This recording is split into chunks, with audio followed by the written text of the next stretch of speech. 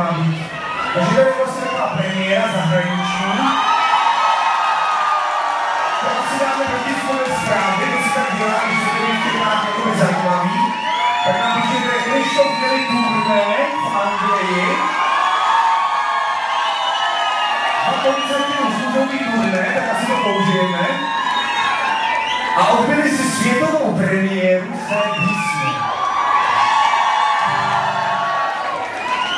Tak já doufám, že se vám ta světová premiéra bude líbit, já doufám, že to hodně neposerete.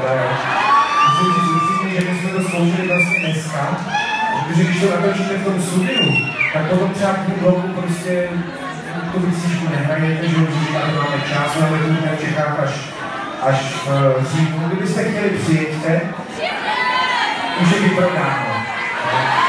Ale pravděpodobně budeme přidávat druhou tu arénu a druhou přes arénu v Ostravě, tak kdybyste v říjnu náhodou měli čas, tak vás rádi uvidíme.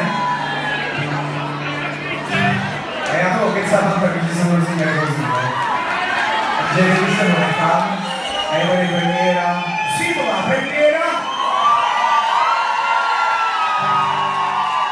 Písně, která pojmenovala naši novou desku a jmenuje se Srdce.